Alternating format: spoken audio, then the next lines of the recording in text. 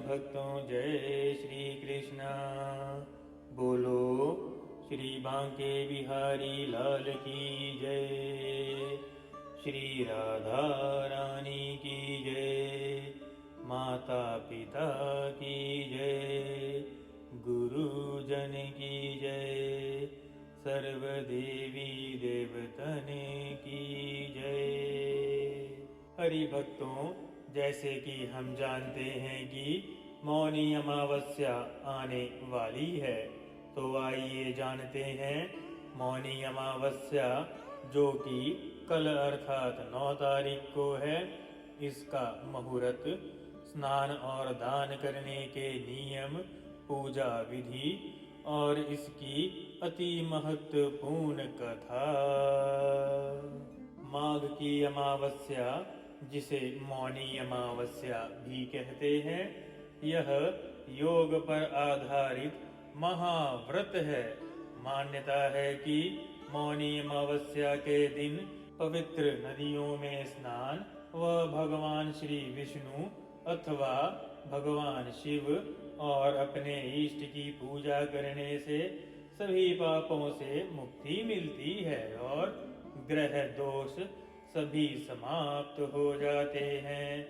मौनी अमावस्या के दिन स्नान, दान व तप के अलावा व्रत कथा का पाठ करने के बाद ही पूर्ण फल मिलता है, इसीलिए कथा को अवश्य सुने। माघ मास में पड़ने वाली अमावस्या को मौनी अमावस्या के नाम से जाना जाता है। इस साल मौनी अमावस्या 9 फरवरी अर्थात कल है। इस दिन दान धर्म यज्ञों से यज्ञ और कठोर तपस्या अथवा नाम जाप, ध्यान और मंत्र जाप से अधिक फल की प्राप्ति होती है और जाप, नाम जाप करने के लिए यह अति उत्तम समय है। अमावस्या के दिन स्नान और दान करने का भी अत्यधिक महत्व होता है, क्योंकि इसे माघ अमावस्या के नाम से जाना जाता है। ऐसे में इस दिन दान करने से शनि के दुष्प्रभावों से मुक्ति मिलती है।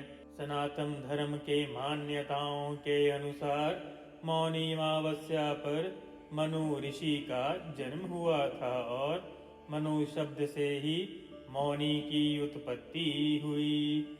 हिंदू पांचांग के अनुसार मुहूर्त माघ के कृष्ण पक्ष की अमावस्या की तिथि को मौनी अमावस्या मनाई जाएगी।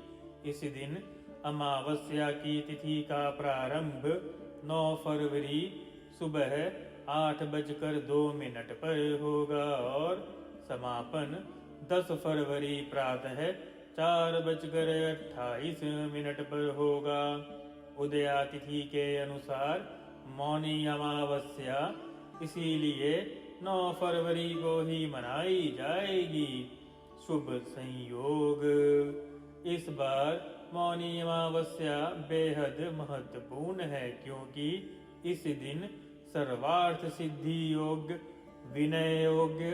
विनय अमृत योग, हंस और मालवय योग का निर्माण हो रहा है। अतः इस दिन नाम जाप, ध्यान अथवा मंत्र जाप और यज्ञ या तप अथवा दान अवश्य करें और नाम जाप और मंत्र जाप तो अवश्य ही करें। मौनी अमावस्या की उपासना विधि। मौनी अमावस्या के दिन प्रातः और शाम को दोनों समय स्नान के पहले संकल्प लें। पहले जल को सिर पर लगाकर प्रणाम करें और फिर स्नान करना आरंभ करें। स्नान करने के पश्चात सूर्य देव को काले तिल को मिलाकर अर्घ्य दें। इसके पश्चात शुद्ध वस्त्र धारण करें, फिर मंत्रों का उच्चारण करें। मंत्र जाप के पश्चात वस्तुओं का दान करें। चाहे तो इस दिन जल और फल ग्रहण करके उपवास कर सकते हैं। जिनका शनि भारी है वे काले तिल का दान अवश्य करें। मौनी अमावस्या के दिन शिव जी के मंदिर में जाएं और शिव जी को रुद्राक्ष की माला अर्पण करें। इसके पश्चात धूप जलाकर शिव जी के मंत्र का 108 बार भी जाप कर सकते हैं या अपने गुरु द्वारा प्रतिदित मंत्र का श्रवण करें। कौन सा दान किस चीज के लिए करें? मुक्ति मोक्ष के लिए गौ दान करें, आर्थिक समृद्धि के लिए भूमि दान करें, नक्षत्र बाधा मुक्ति के लिए काले तिल का दान करें, रोग या कर्जा मुक्ति के लिए स्वर्ण दान करें, परिवार की खुशहाली के लिए पात्र सहित घी का दान करें। हरि भक्तों, यह अमावस्या तपस्या और आध्यात्मिक कार्यों के लिए सबसे उत्तम मानी जाती है। इस दिन मौन व्रत करने के कारण ही इसे मौनी अमावस्या के नाम से भी जाना जाता है। इसीलिए यदि हो सके तो मौन का धारण करें। आइए भक्तों, मौनी अमावस्या की पौराणिक व्रत कथा का श्रवण करते हैं।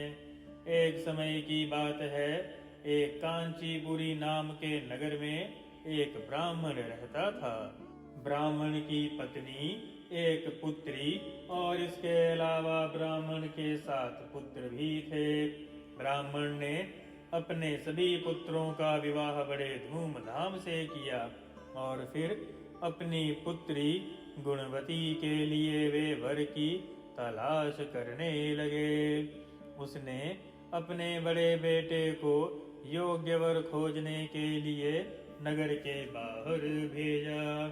इस बीच उसने अपनी पुत्री गुणवती की कुंडली एक ज्योतिषी को दिखाई। कुंडली देखकर ज्योतिषी बोला, आपकी बेटी के विवाह होते ही वह विधवा हो जाएगी। यह सुनकर ब्राह्मण दुखी हो गया और ज्योतिष से इस दोष के निवारण के लिए प्रार्थना करने लगा। तब ज्योतिषी ने कहा, अगर सिंहल द्वीप में रहने वाली सोमा नाम की धोबिन शादी के समय अपना पुण्य आपकी पुत्री को दान कर दे और वर वधू को आशीर्वाद दे दे, तब आपकी पुत्री आजीवन सुहागिन रहेगी। यह सुनते ही ब्राह्मण ने अपने सबसे छोटे बेटे के साथ अपनी पुत्री को सोमा धोबिन के घर भेज दिया। उन्होंने सोमा धोबिन को पूरी बात बताई। सोमा धोबिन उनके घर जाने को तैयार हो गई। इधर ब्राह्मण और उसकी पत्नी ने विवाह की संपूर्ण तैयारियां कर रखी थी और पुत्री के आते ही ब्राह्मण ने गुणवती का विवाह करवाया, परंतु सप्तपति होते ही ब्राह्मण की पुत्री गुणवती विधवा हो गई। तब सोमा धोबिन ने अपने सभी पुण्य का फल का दान कर कर गुणवती के पति को पुनः जीवित कर दिया और वर वधू को आशीर्वाद देकर वह वापस ही लौट आई। जब सोमा धोबिन अपने घर पहुंची तो उसने देखा उसके पति, पुत्र और दामाद तीनों की मृत्यु हो गई है। जिसके बाद धोबिन नदी किनारे एक पीपल के वृक्ष के नीचे बैठकर भगवान श्री विष्णु की पूजा करने लगी और पीपल के पेड़ की 108 बार परिक्रमा संपूर्ण की। सोमा धोबिन की भक्ति से भगवान श्री विष्णु ने प्रसन्न होकर धोबिन को पुण्य दिया, जिससे उसके पति, पुत्र और दामाद पुनः जीवित हो गए। तब से ऐसी मान्यता है कि यदि माघ अमावस्या के दिन मौन रहकर भगवान शिव और भगवान श्री विष्णु की पूजा की जाए तो मनुष्य को पुण्य की प्राप्ति होती है। हरि भक्तों, आप भगवान शिव के मंत्र के लिए सबसे साधारण मंत्र यदि आपको ना पता हो तो आप इस मंत्र का भी श्रवण कर सकते हैं, जो है ओम नमः शिवाय। और भगवान श्री विष्णु के मंत्र का श्रवण ओम नमो भगवते वासुदेवाय